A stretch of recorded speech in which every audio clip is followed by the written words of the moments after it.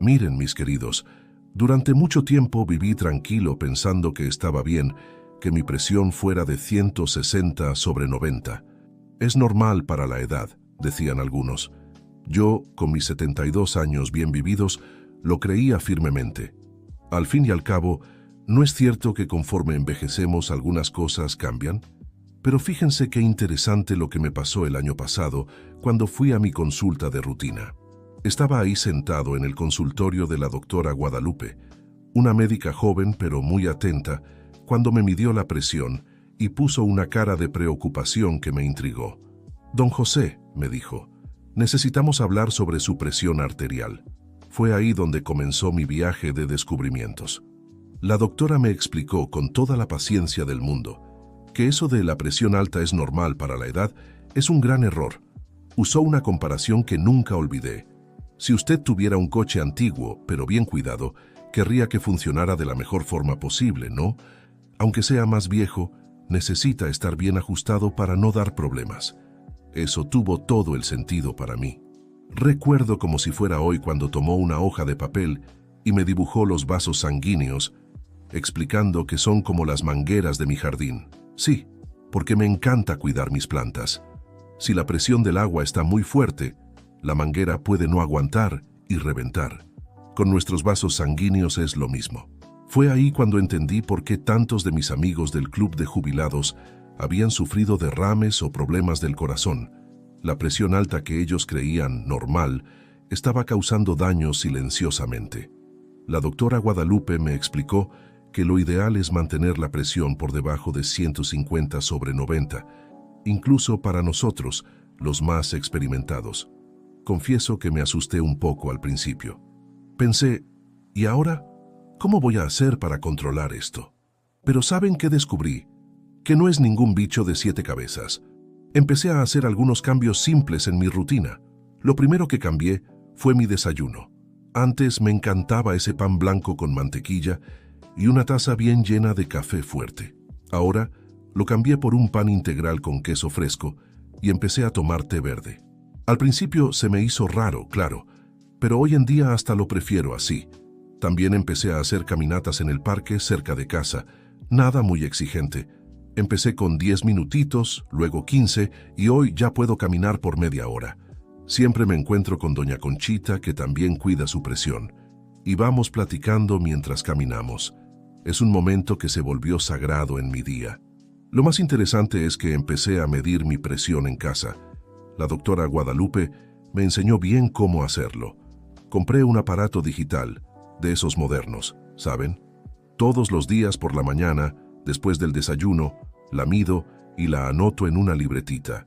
Es impresionante cómo los números empezaron a mejorar después de que comencé a cuidarme mejor.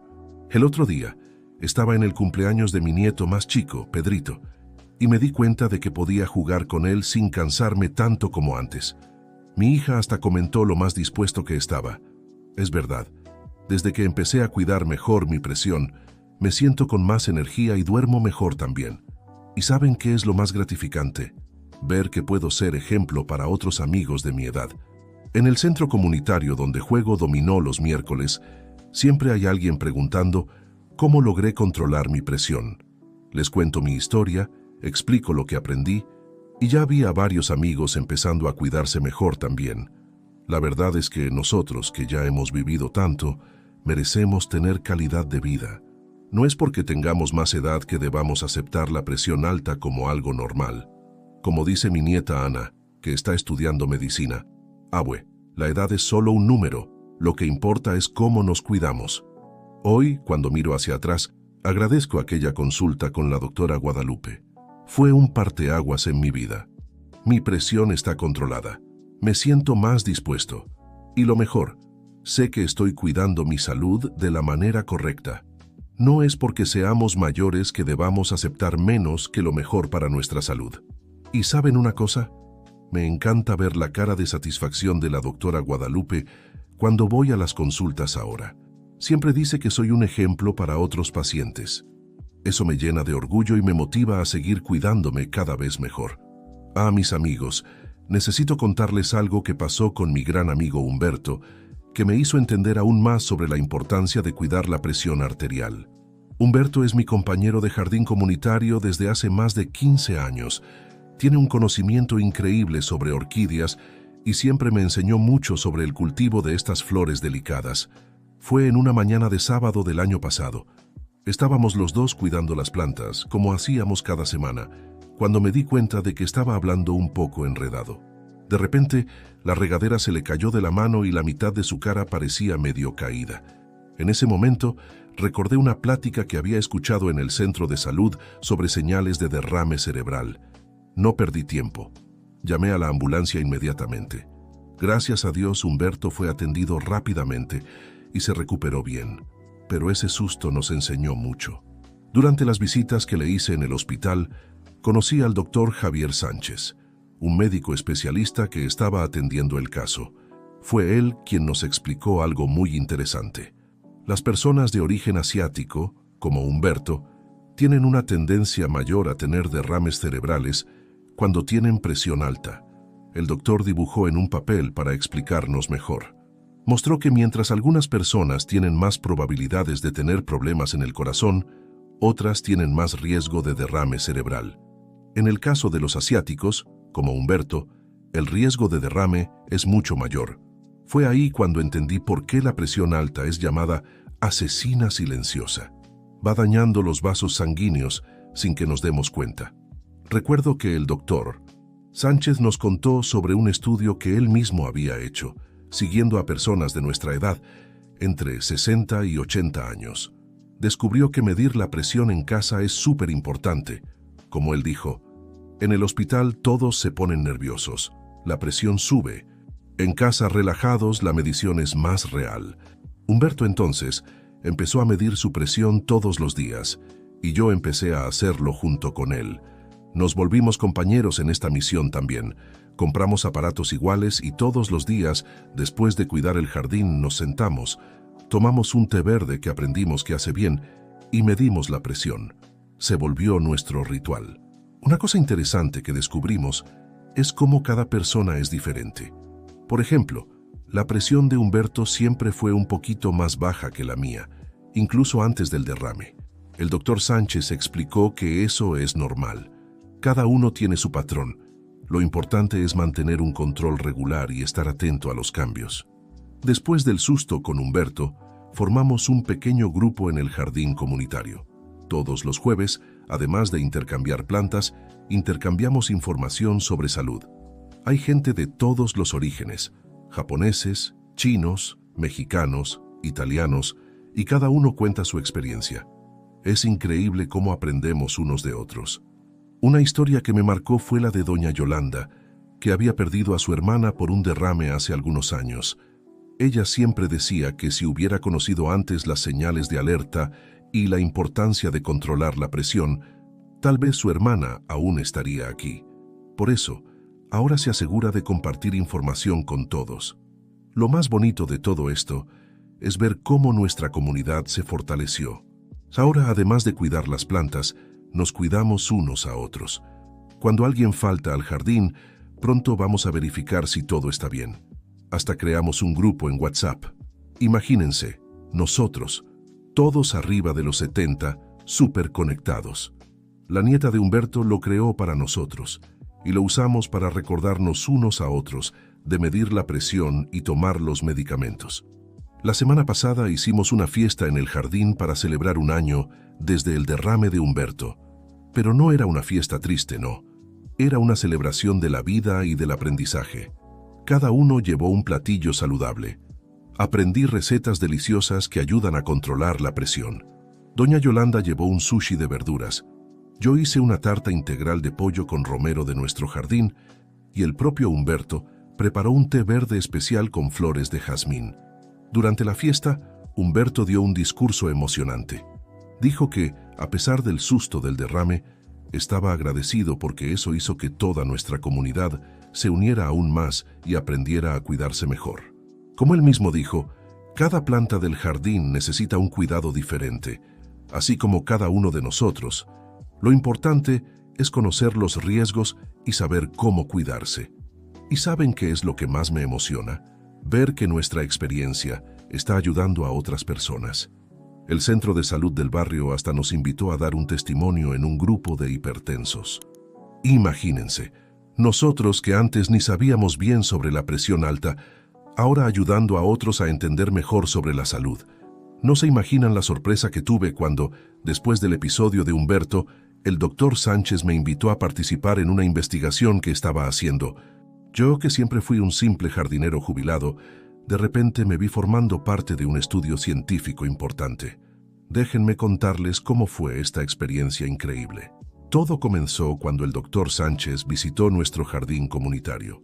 Quedó impresionado con nuestro grupo tan diverso y dijo que sería perfecto para su investigación. Don José, me dijo, ¿sabía usted que personas de diferentes orígenes pueden reaccionar de forma diferente a la presión alta? Confieso que me intrigó esa información. El doctor explicó que estaba estudiando cómo la presión arterial afecta a diferentes grupos de personas, especialmente a los mayores, entre 60 y 80 años, exactamente nuestra franja de edad. Tenía una teoría interesante, que tal vez los patrones de presión que consideramos normales no sirven igual para todos. Nuestra participación en la investigación era simple, pero muy importante. Durante 3 meses, tendríamos que medir nuestra presión 3 veces al día, al despertar, después de la comida y antes de dormir. Todo tenía que ser anotado en una libretita especial que él nos dio. Lo más interesante es que nos pidió que midiéramos la presión tanto en casa como en su consultorio. Y no es que tenía razón. Descubrimos cosas sorprendentes. Por ejemplo, doña Yolanda, siempre tan tranquila en el jardín, tenía la presión mucho más alta cuando iba al consultorio. Hipertensión de bata blanca, fue como el doctor Sánchez lo llamó. Ya Humberto era lo contrario. Su presión se quedaba más controlada en el consultorio que en casa. El doctor nos explicó que estas diferencias son súper importantes. Nos contó sobre otros médicos en Asia que estaban haciendo investigaciones parecidas. Por ejemplo, había un estudio en Japón que mostraba cómo la dieta tradicional japonesa ayudaba a controlar la presión. Eso explicaba por qué doña Yolanda siempre decía que se sentía mejor cuando comía como su abuela le había enseñado. Una de las partes más interesantes de la investigación fue cuando el doctor Sánchez comenzó a relacionar nuestros hábitos diarios con las mediciones. Se dio cuenta de que en los días que trabajábamos en el jardín, la presión de todos se quedaba más controlada. Es la combinación perfecta, decía. Ejercicio ligero, contacto con la naturaleza y socialización. Recuerdo un día específico que marcó nuestra investigación. Estábamos todos reunidos en el centro comunitario y el doctor Sánchez trajo unas gráficas coloridas mostrando los resultados. Fue emocionante ver cómo cada grupito tenía sus propios patrones. Los descendientes de japoneses, como Humberto y doña Yolanda, tendían a tener presión más sensible a la sal. Ya yo y otros mexicanos respondíamos más a la práctica de ejercicios. El doctor explicó que estas diferencias tienen que ver con nuestra genética, nuestro estilo de vida e incluso con el ambiente donde crecimos. Por ejemplo, mostró que personas que, como yo, crecieron en el interior, tenían patrones diferentes de quien siempre vivió en la gran ciudad. Un descubrimiento que me pareció fascinante fue sobre los horarios pico de la presión. El doctor Sánchez notó que los asiáticos de nuestro grupo tenían picos de presión más temprano en el día, mientras otros los tenían por la tarde. Por eso empezó a recomendar horarios diferentes para cada uno tomar los medicamentos para la presión. En mi caso, por ejemplo, era mejor tomar temprano. Ya Humberto se sentía mejor tomando después de la comida. Durante la investigación, creamos un vínculo muy especial con el doctor Sánchez. No era solo un médico haciendo un estudio, se volvió nuestro amigo. Participaba en nuestros encuentros en el jardín, probaba nuestros tés e incluso aprendió a cultivar algunas hierbas medicinales con nosotros. Decía que estaba aprendiendo tanto como nosotros. Lo más gratificante fue ver cómo nuestra participación en la investigación estaba ayudando a otras personas. El doctor Sánchez comenzó a usar nuestras experiencias para orientar a otros pacientes. Incluso publicó un artículo en una revista médica importante. Imagínense, nuestra pequeña historia del jardín convirtiéndose en ciencia. Al final del estudio, Hicimos una gran celebración. Cada uno trajo un platillo típico de su cultura, y el doctor Sánchez preparó una presentación mostrando todo lo que habíamos descubierto juntos. Fue emocionante ver cómo nuestra pequeña contribución podría ayudar a tantas otras personas a entender mejor su presión arterial. Una cosa que aprendí con esta experiencia es que la ciencia no es algo distante, hecho solo en laboratorios. Ocurre en el día a día, con personas reales, con sus historias y particularidades. Como decía el doctor Sánchez, cada persona es un libro con historias diferentes que contar, y cada historia nos ayuda a entender mejor cómo cuidar la salud de todos. Hoy, cuando alguien nuevo llega a nuestro jardín, siempre cuento sobre nuestra participación en la investigación. Es con orgullo que explico cómo aprendimos que cada persona es única y necesita cuidados personalizados. Como dice Hiro, somos como las diferentes flores del jardín. Cada una necesita su propio tipo de cuidado para florecer. ¿Saben aquel dicho, cada corazón tiene su tiempo? Nunca entendí tan bien eso, como cuando comencé a prestar atención a los latidos de mi corazón. Todo comenzó una tarde de domingo, cuando mi nieto Pedro me dio uno de esos relojes modernos que, además de mostrar la hora, mide los latidos cardíacos.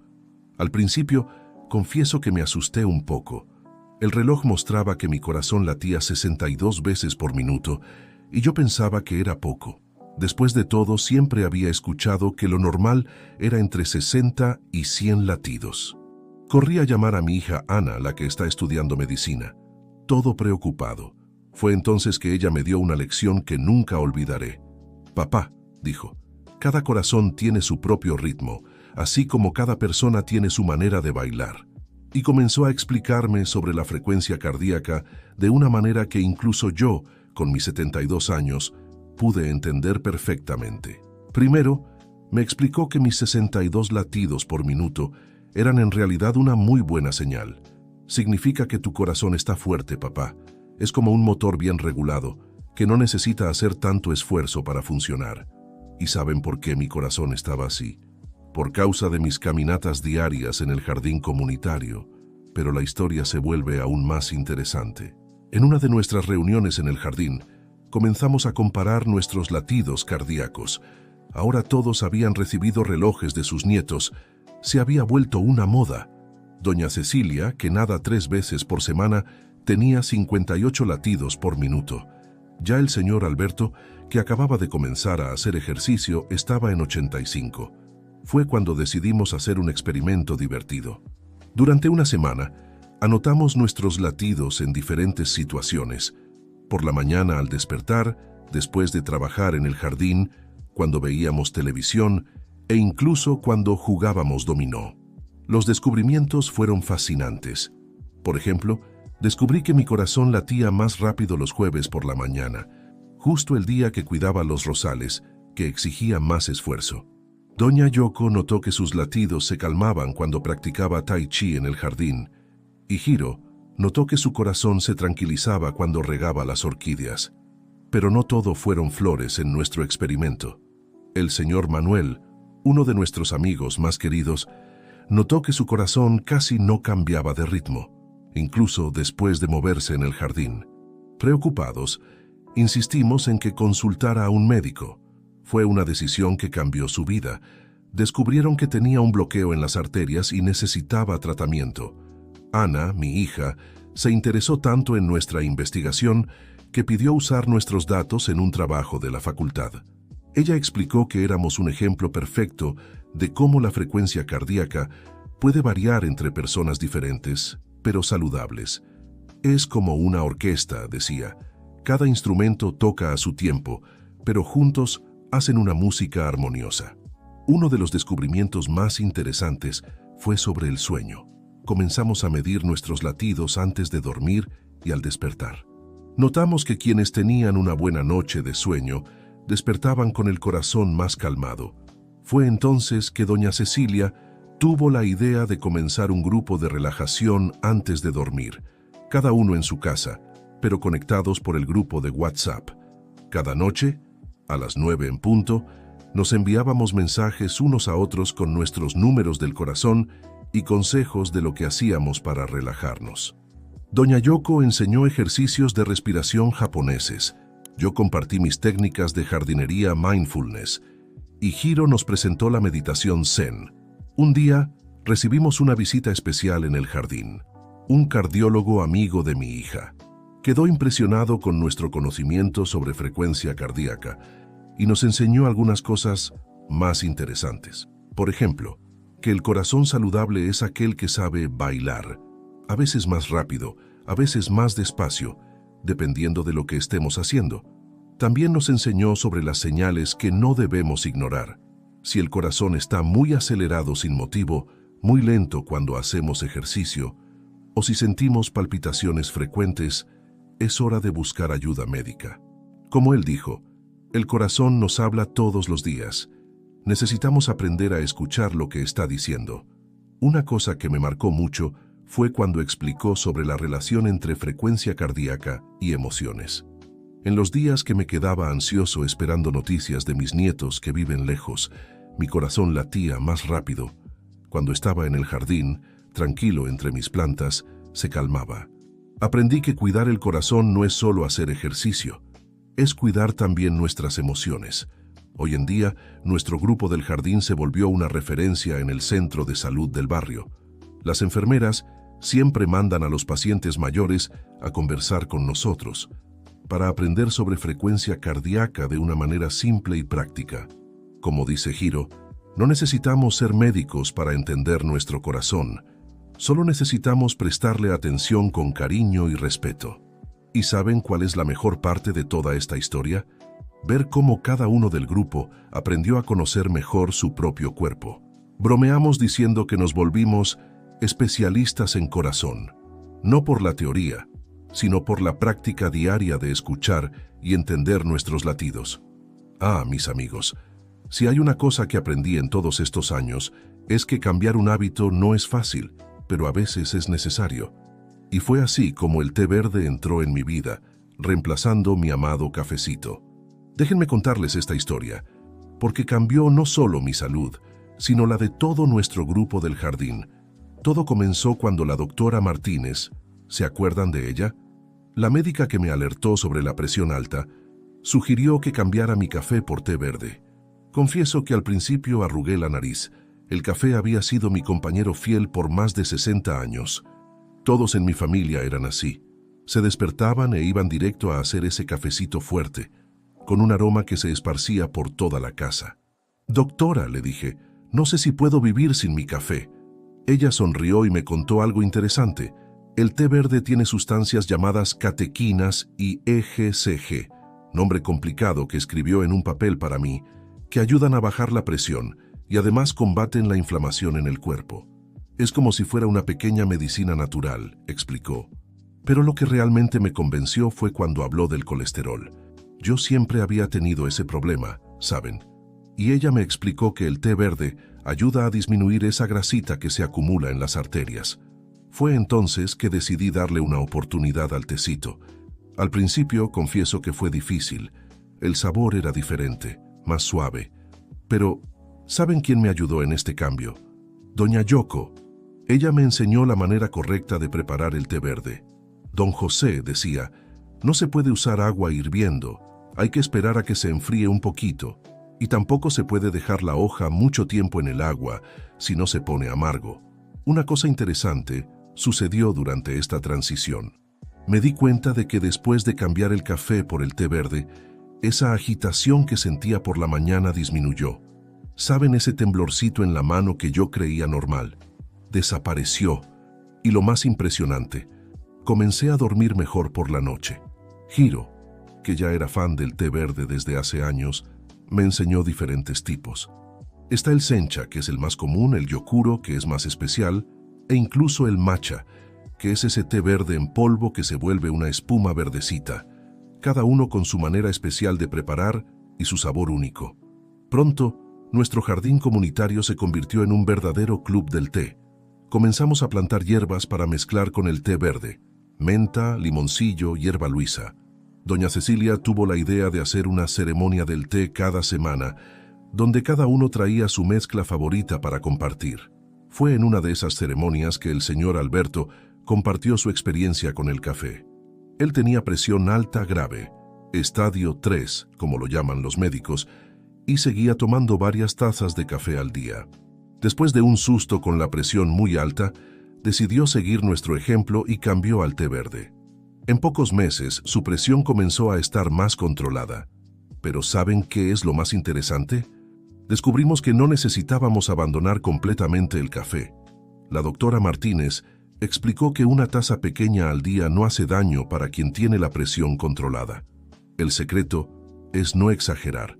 Como dice doña Yoko, la vida es como el té. Necesita equilibrio para estar buena. Nuestra fama de bebedores de té comenzó a extenderse por el barrio. El centro de salud incluso nos invitó a dar una charla sobre los beneficios del té verde. Imagínense, yo que hace unos meses arrugaba la nariz al té, ahora enseñando a otras personas sobre sus beneficios. Una historia graciosa fue cuando mis nietos vinieron a visitarme. Les extrañó no sentir el olor a café por la casa, pero quedaron impresionados con mi colección de tés. El más pequeño incluso comenzó a tomar té verde helado. Dijo que es muy instagrameable, sea lo que sea que eso signifique. Con el tiempo, comenzamos a notar otros beneficios además de la presión controlada. Doña Yoko decía que sus dolores en las articulaciones habían disminuido. Hiro notó que su piel estaba mejor.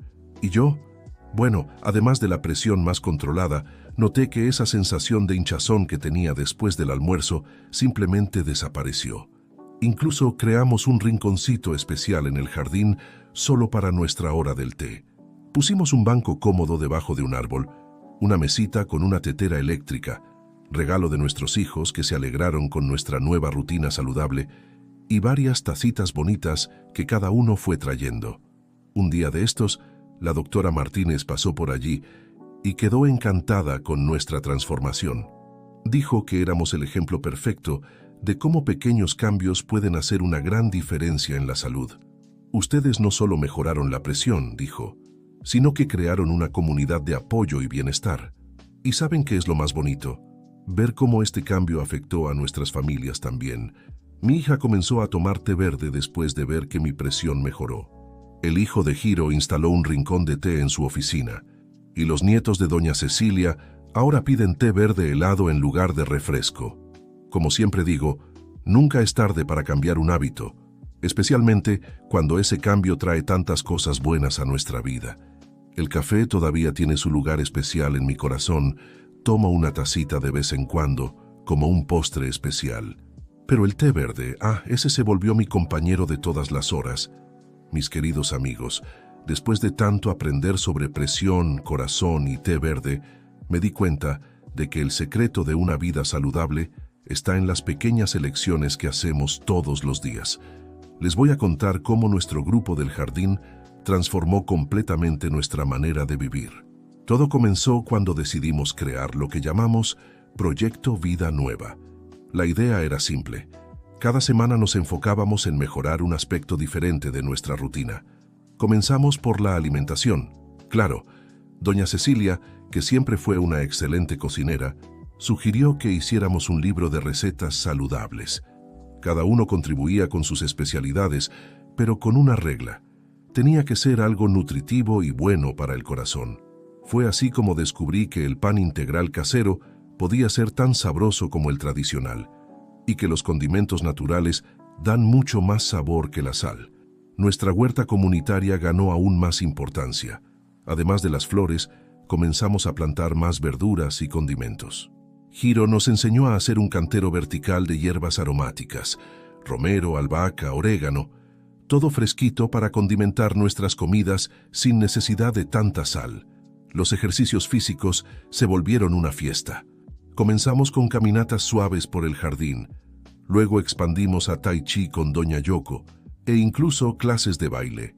Nunca olvidaré el día en que todos nosotros, ya pasados los 70, estábamos bailando danzón una mañana de sábado. Los vecinos se detenían a mirar y terminaban uniéndose a nosotros. El tema de la hidratación se volvió casi una ciencia en nuestro grupo. Cada uno tenía su botella personalizada y creamos un sistema divertido de recordar beber agua. Cada hora, Alguien enviaba un mensaje al grupo de WhatsApp con emojis de gotitas de agua. Al principio parecía una tontería, pero funcionó. Una de las cosas más importantes que aprendimos fue cómo medir la presión correctamente. El doctor Sánchez nos enseñó que no es solo ponerse el aparato y listo. Hay todo un ritual que hace la diferencia en el resultado. Primero, aprendimos sobre la importancia del descanso antes de medir. 5 minutos sentados, quietecitos, respirando despacio, siempre decía. Hiro bromeaba que esos 5 minutos eran nuestro momento zen del día. La elección del brazo también fue un descubrimiento interesante. Cada uno de nosotros marcó con una cintita de color el brazo que daba la medida más alta. Ese sería el brazo oficial para siempre medir la presión. Yo até una cinta verde en mi brazo izquierdo, color de mi equipo del corazón. El ajuste del brazalete se volvió nuestra especialidad. Doña Yoko cosió una banda de tela del tamaño exacto que el brazalete debería tener para cada uno de nosotros. Si cabe más que un dedito, está demasiado flojo, les explicaba a los novatos. Capítulo final. Nuestras lecciones de vida. Mirando hacia atrás, me doy cuenta de cuánto cambió nuestra vida desde que comenzamos este viaje. No fue solo la presión la que mejoró, nuestra amistad se fortaleció, nuestra salud se volvió más vigorosa y nuestra alegría de vivir aumentó. Hoy nuestro jardín es mucho más que un lugar para cultivar plantas. Es un espacio de sanación, aprendizaje y amistad. Los médicos del centro de salud incluso envían a otros pacientes para conocer nuestro grupo. Como dice Hiro, plantamos salud y cosechamos felicidad. Aprendimos que cuidar de la salud no tiene que ser una carga. Puede ser divertido, especialmente cuando se hace en buena compañía. Nuestras reglas de oro son simples. Sustituir el cafecito por el té verde. Aunque yo todavía tomo una tacita de café los domingos, no le cuenten a la doctora Martínez.